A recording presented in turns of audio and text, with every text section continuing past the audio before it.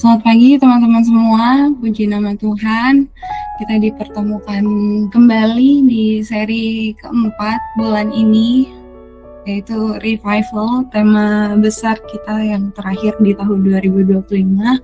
Puji Tuhan, seperti yang sudah kita pelajari, kita sudah dengarkan, dan kita sudah ketahui bersama ya, revival atau kebangunan rohani itu berarti Tuhan membuat sesuatu yang tadinya redup atau bahkan mati yang ada di dalam diri kita menjadi hidup kembali.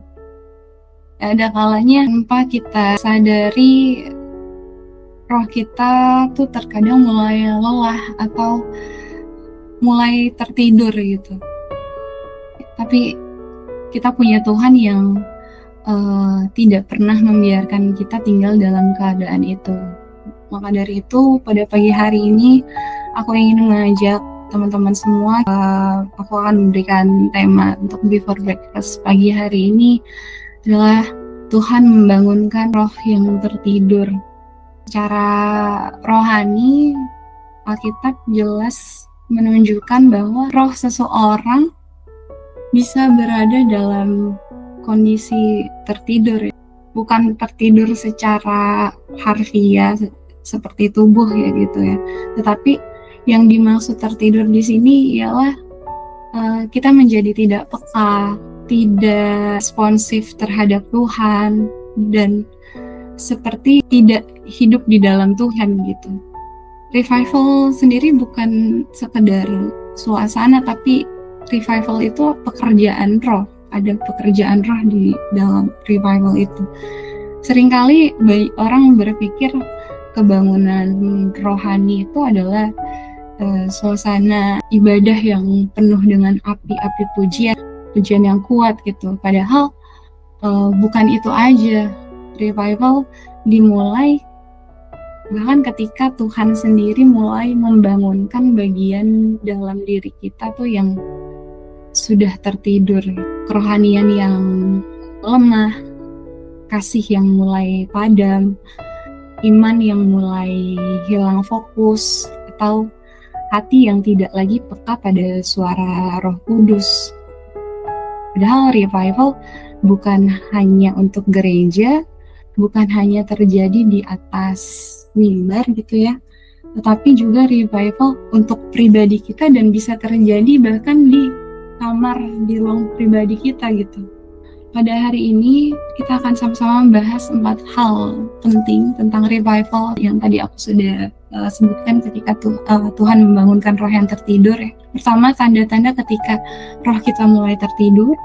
Lalu apa yang terjadi ketika itu dibiarkan? Selanjutnya kita akan melihat bagaimana Tuhan membangunkan kembali roh kita, dan terakhir kita akan lihat tanda-tanda bahwa roh kita sudah dibangunkan kembali.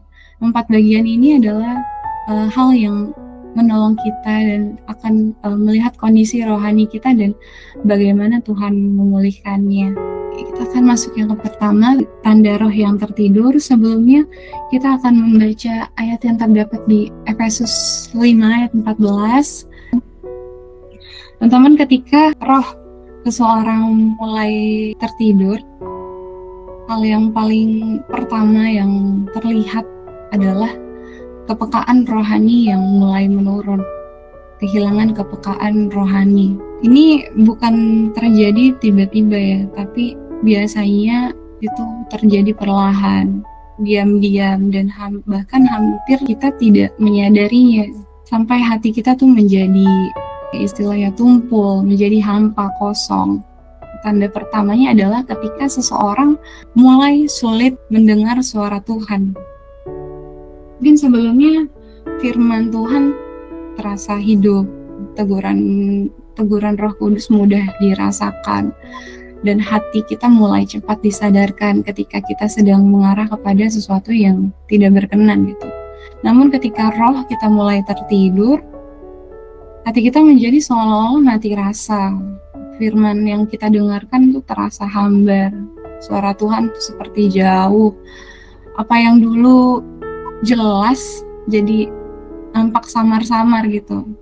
Nah, ini bukan berarti perasaan itu terjadi bukan karena Tuhan berhenti berbicara, teman-teman, tetapi karena hati kita yang tidak lagi berada pada frekuensi yang peka terhadap suara Tuhan. Ibarat HT ya, atau apa yang suka dipakai satpam itu, terlalu banyak suara noise-nya daripada suara yang jelasnya yang kita bisa dengarkan gitu. Padahal kita berada di frekuensi yang sama. Hilangnya kepekaan rohani ini pun juga terlihat ketika rutinitas rohani tetap dilakukan, tapi kita kehilangan kehidupan di dalamnya. Seseorang mungkin tetap membaca Alkitab, tetapi firman Tuhan tidak lagi mengubahkan hidupnya. Ada seseorang di luar sana tetap berdoa, tetapi doanya hanya menjadi rangkaian kata-kata aja gitu, tanpa ada kehadiran Tuhan di dalamnya. Tetap hadir dalam ibadah, tetapi hatinya berada jauh, hatinya nggak di situ. Bahkan pelayanan pun bisa dilakukan hanya karena kewajiban aja, bukan lagi karena cintanya pada Tuhan. Satu lagi contoh yang dari luarnya itu terlihat seperti rohani sekali, tetapi di dalamnya sebenarnya kering dan tidak ada apinya di dalam hatinya. Apinya padam. Nah, ketika kepekaan semakin menurun, kompromi kecil tuh mulai dianggap wajar gitu ya. Hal-hal seperti kebohongan kecil, menunda waktu doa, mengutamakan hal lain yang lebih daripada Tuhan, atau melegalkan kebiasaan yang tidak sehat secara rohani menjadi sesuatu yang normal-normal aja dilakuin. Roh Kudus masih berbicara, tetapi respon hati kita itu udah nggak ada lagi. Bahkan yang lebih berbahaya adalah ketika seseorang bisa saja dia tetap aktif, sibuk, produktif, bahkan melayani, namun sebenarnya tidak berjalan dalam kehendaknya Tuhan. Saat hati kita tidak lagi peka, kita mulai membenarkan hal-hal yang dulunya tuh membuat kita gelisah, dulunya kita tidak melakukan hal itu gitu. Itu adalah perasaan ketika kita mulai kehilangan kepekaan rohani. Kemudian yang kedua, mulai melakukan kompromi kecil. Kompromi kecil ini yang ku maksud di sini adalah dosa atau kesalahan kecil ya, namun dalam Alkitab tidak ada istilah dosa kecil, dosa besar dalam arti bahwa satu dosa itu lebih ringan, tidak ada, karena semua dosa apapun bentuknya tetap memisahkan manusia dari Allah. Maka di sini aku tuliskan kompromi kecil. Ketika roh seseorang mulai tertidur, biasanya bukan dosa besar atau sesuatu yang terlihat yang langsung menjatuhkannya, yang langsung bikin kita jatuh. Tapi kejatuhan itu hampir selalu dimulai dari kompromi kecil itu sendiri. Hal-hal yang terlihat sepele, tidak berbahaya, atau masih wajar gitu. Efesus 5 ayat 14 tadi menggambarkan kondisi ini seperti orang yang sedang tertidur. Orang sedang tertidur tidak sadar, tidak peka, tidak melihat bahaya yang semakin mendekat. Begitupun juga dalam kehidupan rohani, ketika roh kita mulai tertidur, kompromi kecil terasa biasa aja. Apa sih contoh kompromi kecil dalam keseharian kita? Jarang berdoa dengan berdalih, Tuhan mengerti kok, aku capek, Tuhan ngertiin kok kalau aku lagi nggak bisa kasih waktuku. Apalagi contohnya berkata tidak jujur, kan sepele ya, kita cuma ucapin kayak wah bohong kecil aja kok, orang-orang banyak kok yang begitu. Contohnya misalnya Kak Stefa misalnya, kalau lagi drop, aku nggak ngapa-ngapain kok, itu kan terlihat sepele ya, cuma kan itu berkata tidak jujur gitu. Padahal nggak ngapa-ngapain kok, tapi ternyata dia touring Jakarta, Bogor, Bandung, Jakarta, habis itu makan yang nggak benar, tapi dia bilang dia tidak ngapa-ngapain. Itu contoh kecilnya ya, dan lain sebagainya. Mungkin masing-masing dari kita punya contoh kompromi kecil lainnya yang berbeda-beda. Padahal kompromi kecil ini adalah pintu menuju kejatuhan yang besar gitu. Kompromi kecil seperti inilah sebagai retakan kecil di tembok atau di keramik gitu ya. Kalau dibiarin aja lama-lama dia akan merobohkan seluruh bangunannya, seluruh lantainya gitu dari keretakan kecil yang dibiarkan. Selanjutnya yang ketiga, kehilangan api dan kerinduan melayani. Kehilangan api dan kerinduan melayani adalah dulunya kita melayani dengan semangat dan sukacita, tetapi sekarang tuh terasa ya kering gitu. Apapun yang dikerjakan jadi seperti kewajiban aja, bukan lagi karena cintanya kepada Tuhan yang tadi sudah aku mention di awal. Ini bisa terjadi saat kita melayani Tuhan dan melayani sesama ya. Saat hati mulai jenuh, malas, atau tidak lagi bergairah dalam pelayanan, itu menunjukkan bahwa hubungan kita dengan Tuhan itu sedang melemah. Efesus 5 ayat 14 tadi mengingatkan bahwa ketika kita tidur, kita perlu dibangunkan lagi supaya terang Kristus menyala-nyala dalam diri kita. Ketika api melayani mulai padam, itu sebenarnya itu bukanlah akhir, tetapi ajakan untuk kita kembali mendekat pada Tuhan. Supaya dia menyalakan api itu kembali, karena dia yang memiliki api itu. Karena ada tertulis juga kan, biarlah rohmu menyala-nyala dan layani telah Tuhan. Inilah yang dimaksud Efesus 5 ayat 14 ya, ketika dikatakan bangkitlah dari antara orang mati, bukan mati secara fisik tetapi mati secara rohani. Hidup tanpa tuntunan Tuhan, bergerak dengan kekuatan sendiri, berjalan tanpa arah rohani yang jelas. Ini adalah tanda roh kita yang tertidur. Selanjutnya, ketika roh kita tertidur, ada banyak sekali tokoh Alkitab yang mengalami revival, yang mengalami ketika rohnya tertidur. Nabi Elia dengan depresinya, Rasul Petrus, Raja Hizkia, juga ada Raja Yosia.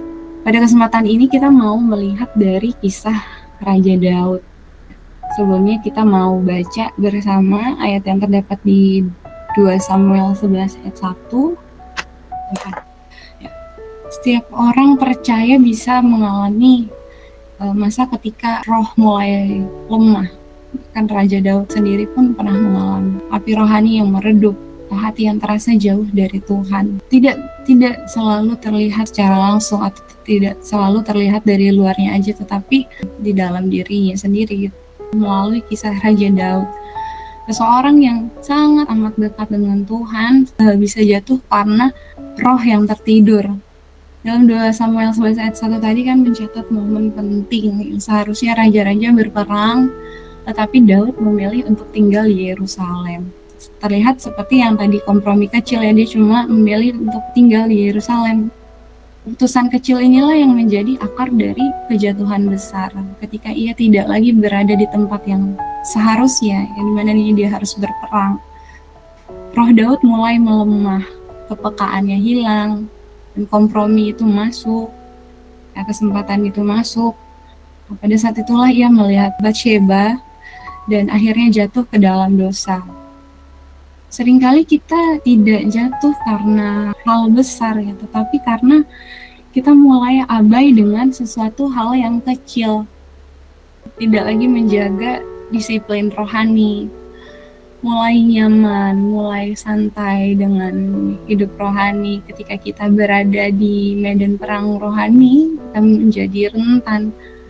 Roh yang tertidur itu membuat dosa tampak biasa aja dan hati semakin tidak peka. Jadi kita mulai melakukan hal-hal yang sebenarnya kita tahu itu salah, cuma karena kita tidak peka, kita tetap melakukan hal itu. Selanjutnya kita akan masuk ke dalam pembahasan ketika Tuhan membangunkan roh kita ya.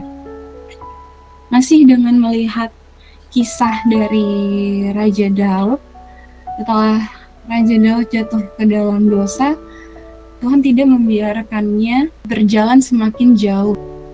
Ia mengutus Nabi Nathan untuk menegur Daud dan membuka matanya gitu. Teguran itu tidak diberikan untuk mempermalukan, tapi untuk menghidupkan kembali roh Daud yang sudah tertidur. Dikatakan di 2 Samuel 12 ayat yang 7, katalah Nathan kepada Daud, engkaulah orang itu. Tuhan tahu bahwa jika Daud tidak ditegur, ia akan terus hidup di dalam kebohongan dirinya. Dia akan terus kehilangan arah, menjauh dari panggilan Tuhan. Teguran Nathan ini adalah titik balik dari kebangunan rohani Daud. Teguran itu begitu keras. Teguran itu menembus hati dan membuat Daud itu tidak bisa lagi bersembunyi di pembenaran dirinya karena teguran itu. Tapi justru melalui teguran itulah Daud kembali menyadari betapa ia membutuhkan Tuhan. Banyak cara Tuhan untuk membangunkan roh kita yang sedang tertidur melalui firman-Nya. Firman Tuhan yang adalah pelita yang akan menyingkapkan kondisi hati kita ketika roh kita mulai tertidur. Tuhan memakai firman untuk menegur, meluruskan, menarik kita kembali kepada terangnya.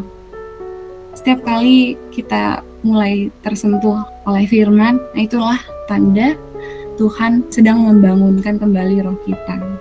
Dimana yang tadinya kita hambar, kita kosong gitu mendengarkan firman, cuma ketika kita sudah ada momen dimana kita tersentuh oleh firman, itulah ada tanda Tuhan sedang membangunkan roh kita, roh yang tertidur. Kemudian melalui hadiratnya. Kita tahu ya teman-teman, hanya hadirat Tuhan aja yang dapat melunakkan hati yang keras dan menyalakan kembali api yang padam. Motivasi dari manusia pun tidak dapat membangunkan roh kita. Mau manusia ngomong kayak gimana pun, cuma kalau kita tidak ada merasakan hadirat Tuhan, kita tidak akan dibangunkan itu. Hanya karena hadirat dari Tuhan saja yang mampu membangunkan roh kita.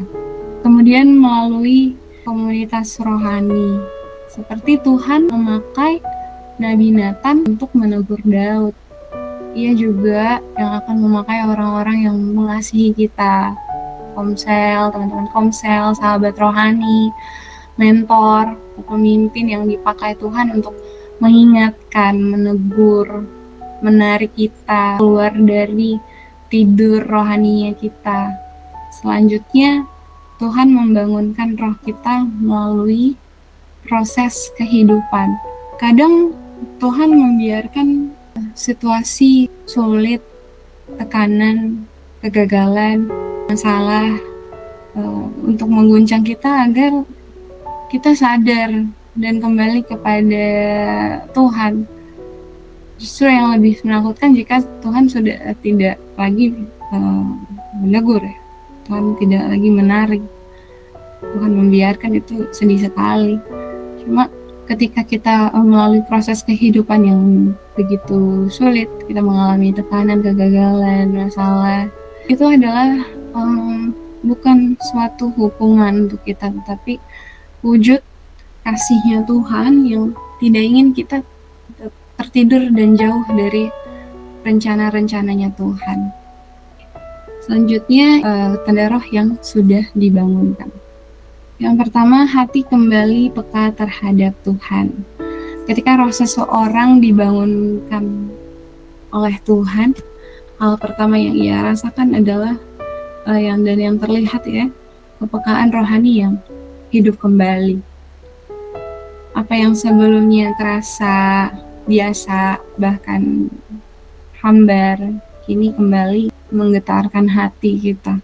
Firman Tuhan kembali terasa berbicara dengan kuat. Doa tidak lagi menjadi kewajiban, tidak lagi menjadi sebuah rangkaian kata-kata aja, tetapi doa menjadi perjumpaan yang hidup dengan Tuhan. Ketika kita berdoa, kita seperti berbicara dengan Tuhan, ya. Dan ibadah kembali menguatkan karena adanya hadirat Tuhan di dalamnya yang kita rasakan. hati yang sebelumnya keras atau tumpul mulai menjadi lembut, dilembutkan kembali, mudah tersentuh oleh suara Tuhan. Kemudian yang kedua, terjadi pembaharuan karakter. Kebangunan roh tidak hanya membuat seseorang lebih semangat dalam melayani Tuhan dan sesama, tetapi membawa perubahan yang lebih dalam lagi, yaitu pembaharuan karakter. Tuhan memulihkan bagian-bagian dalam diri kita yang mungkin rusak oleh dosa, luka, atau kebiasaan buruk. Saat roh dibangunkan, buah-buah roh itu mulai terlihat kembali. Kesabaran, kasih, kelemah lembutan, penguasaan diri, hati yang lebih taat, hati yang lebih mudah taat. Bahkan bukan hanya sikap rohani aja yang diperbaharui, tetapi cara hidup kita dan cara bersikap kita kepada orang lain pun juga berubah. Emosi kita yang lebih terkontrol, sifat keras hati yang mulai luluh, kepahitan yang dapat kita lepaskan gitu. Hidup yang lebih taat, itulah pembaharuan karakter.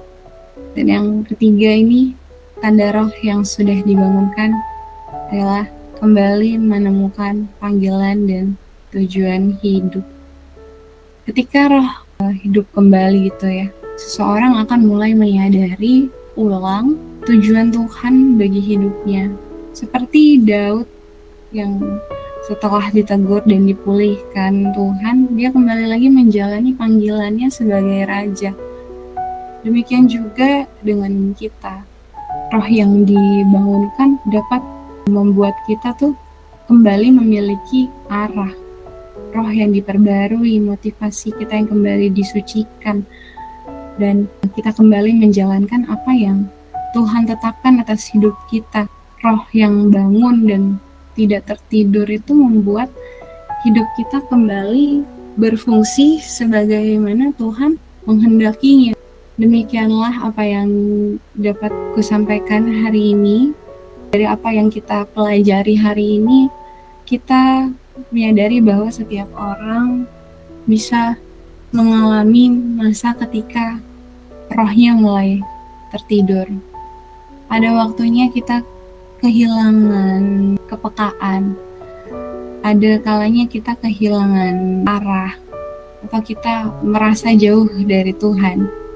Tapi kabar baiknya, Tuhan tidak pernah membiarkan kita tetap tertidur, tetapi Dia selalu mengulurkan tangannya, membangunkan kita, memanggil kita kembali kepadanya, dan menyalakan api yang mulai padam di dalam hati kita dengan berbagai banyak cara yang kita sudah lihat. Ingatlah teman-teman, revival bukan peristiwa kejadian satu kali dalam hidup, sekali seumur hidup, tidak. Bukan hanya momen yang terjadi satu kali aja, enggak. Jadi revival adalah proses yang terus berulang. Tuhan membangunkan kita lagi, memulihkan kita lagi, menyalakan api kita lagi setiap kali kita mulai melemah atau menjauh. Dia yang selalu rindu agar roh kita itu tetap hidup, tetap menyala, tetap terhadap suara Tuhan. Ya, bagi teman-teman mungkin saat ini atau pernah ya merasakan rohnya yang sedang tertidur, jangan merasa sendiri, karena Tuhan melihatmu, Tuhan merindukanmu, Tuhan sanggup membangunkan kembali rohmu. Tidak ada yang terlalu jauh, tidak ada yang terlalu terlambat, tidak ada hati yang terlalu dingin bagi Tuhan untuk dihangatkan kembali. Biarkan firman, doa, ibadah, sekecil apapun itu langkahnya, itu dapat menjadi pintu bagi Tuhan untuk menyentuh dan membangunkan kembali roh kita. Demikian teman-teman untuk pagi hari ini.